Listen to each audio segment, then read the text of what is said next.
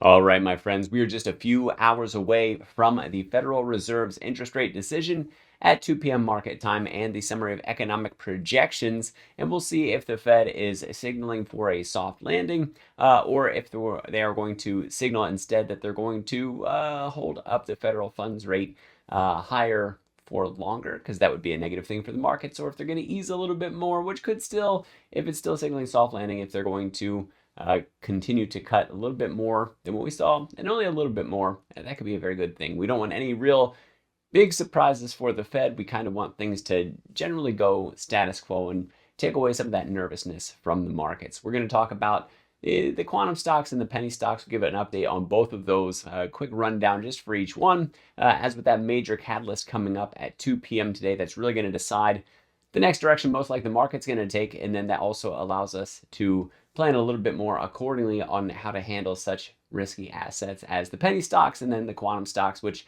have highly speculative prices. And somebody mentioned in the comments about investment, I think maybe in terms of D-Wave Quantum, for example. And I talk a lot about trading. I talk a little bit less about investment. And so when I talk about the quantum stocks or the penny stocks, I don't necessarily talk about them in investment terms where you buy and hold for long periods of time with the high expectation that that company is going to return, especially in the form of dividends anytime soon. It's more so in looking at the short-term or near-term opportunities that we have for each of those companies. So let me put this up here for you, and we'll talk through just a little bit. The SPY down about 0.1%, so 10 basis points this morning. So not really sure what to do with itself. Same thing for the Qs, down about 0.2% from yesterday's close. Once again, the market kind of not really knowing where to go. It wants to position itself in a precarious place where it's ready to move nimbly in either direction based on what we hear from the Fed. So what we see from the interest rate decision, the SEP, and from Jerome Powell himself. Jerome speaking at 2:30, of course.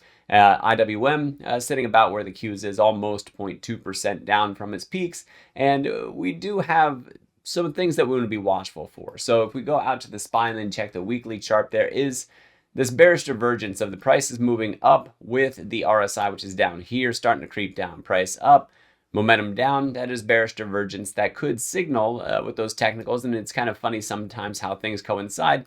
Maybe it's because the biggest players in the market expect such things to happen, and they're looking for the right opportunity to strike, if you will, to make people doubt and to let go of their shares of different companies or of the indices that we have here, the ETFs, I should say, at cheaper prices, so that way they can be accumulated at a discount price later on by the hedge funds and institutions.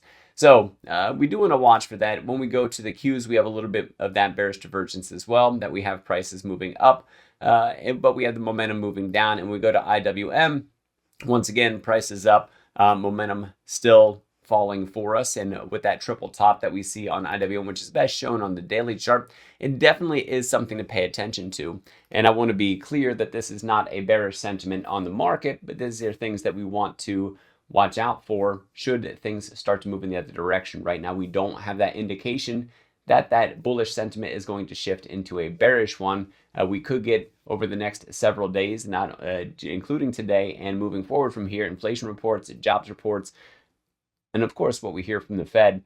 Each of those things is going to do a lot to dictate the direction of the market. And if we see a sentiment shift from bullish over to bearish, the technicals themselves are not yet indicating that it's time for that drop to happen. But it is a time that I think that we should be watchful for what exactly could happen, because we're not coming off of lows. We're sitting up near highs, and that would be a time where, well, we definitely want to watch and see. Are we going to sit on top of previous highs as support because that floor hasn't been tested?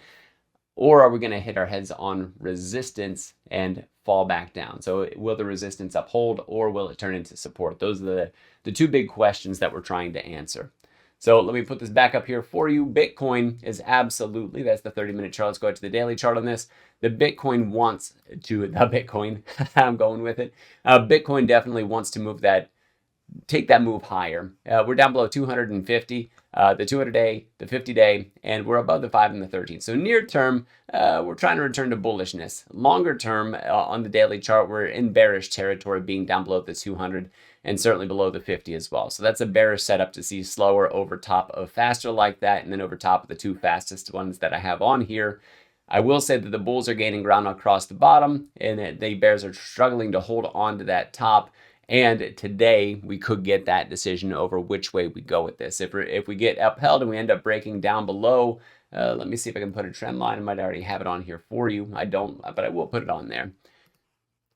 Here we go, take away those, and it looks like if I take away a few of these, there we go. That's a much cleaner chart for us. We can work with that. And then if I click this bottom that we have here, and we'll go there, and if we went to something like a 30-minute chart, we might see a little bit more clearly how that trend line is upholding for us. I would say it's a half decent one, and then across the tops, what we're looking for, there we go, is a solid break above this line. And I know it's not the best line. As a matter of fact, I'm just going to move it up there. There we go. We want to see a solid break up above this line. That's an ascending triangle pattern. That is a bullish pattern, but we do have to sit on top of that top trend line as support. And right now we just don't have it. I get a big old yellow arrow marking the number that we have to sit on top of. And right now that happens to be just north of 93,000. We need to sit on top of it. We got to watch for this trend line up here at about $96,500 as well. But today is big enough that it could start to move us that way if the Fed signals soft landing for us, and especially if they signal less tightening or more easing, however you want to look at it. So into the penny stocks, and we get into the quantum stocks. So ONDS has broken up above resistance, but we're getting high wicks up here. Keep on finding that selling pressure, but we also keep on finding that support down below. And if we go into, let's go to BBAI, as I talked about that yesterday, we had a strong bounce off of the 50 and the 13. We closed up above the 5. The volume a little bit subdued for us, but I think that we're still in bullish territory overall for this. 735 is still that number to break.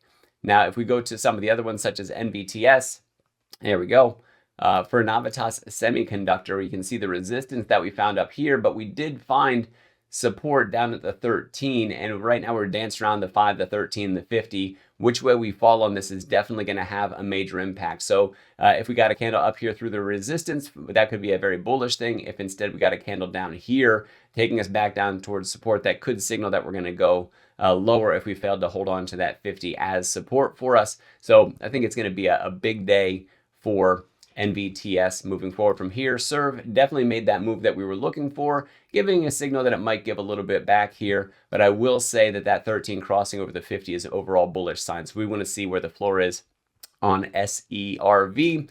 And then I'll wrap things up on penny stocks with RZLV, because for RZLV, we're still waiting to break that 13-day EMA to see that we're at the bottom of this significant downtrend that we were at for Resolve AI PLC. Until we sit on top of the 13, this thing's likely to continue downwards, although it does look like it's starting to find some support down in here that we're starting to finally chop sideways. We want to watch for the volume profile to change for us, and we want to follow that conviction move if we get it. So if it's to the north, continue bullish. If it's to the south, continue bearish if we get that volume conviction to move along with it.